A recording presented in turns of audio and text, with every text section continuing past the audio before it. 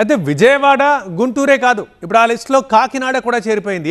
కాకినాడ జిల్లాలో కూడా గోల్డ్ అమ్మకాల్లో గోల్మాల్ జరుగుతోంది. బంగారం ప్యూరిటీపై ఫిర్యాదులు అనేకం వచ్చాయి. దీంతో BIS అధికారులు రంగంలోకి దిగారు, తనిఖీలు చేశారు. ఈ తనిఖీల్లో ఆ ఫిర్యాదులు నిజమే అని తేలింది.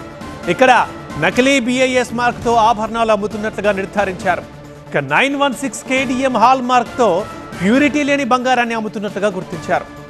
గోల్డ్ షాపుల్లో తనిఖీలతో ఈ ఘరానా మోసం బయటపడింది. హాల్ మార్క్ ఉంది కానీ ప్యూరిటీ మాత్రం లేదు. ఇట్లాంటి ఘరానా మోసం చేస్తున్నారు విజయవాడ, గుంటూరు, ఇప్పుడు కాకినాడ. అయితే మనకు ఒక లేజర్ మార్కింగ్ మిషన్ అనేది ఒకటి కనపడింది. ఈ లేజర్ మార్కింగ్ మిషన్ ని వాళ్ళు ఈ హాల్ మార్కింగ్ అనేది ప్రింట్ చేయడానికి యూజ్ చేస్తున్నారు. జనరల్ గా hall mark, BIS hall mark అనేది మనకు 2021 నుంచి కంపల్సరీ అయ్యింది.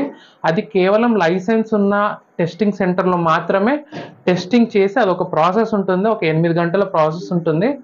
అది అయిన తర్వాతనే ఈ టెస్టింగ్ అనేది మనము చేస్తాము. కానీ ఇక్కడ ఏం జరుగుతుందంటే లైసెన్స్ లేకుండా, వాళ్ళు లైసెన్స్ ఏం తీసుకోకుండా, టెస్టింగ్ చేయకుండా మన ప్యూరిటీ ఆఫ్ గోల్డ్ ని ప్రింట్ చేసేస్తున్నారు. దీనివల్ల మనకు ఏమేమి మోసపోతున్నారంటే జనాలు ప్యూరిటీ టెస్ట్ చేయకుండానే BIS హాల్ మార్క్ ఉందని వీళ్ళు మార్కెట్లో అమ్మేస్తున్నారు.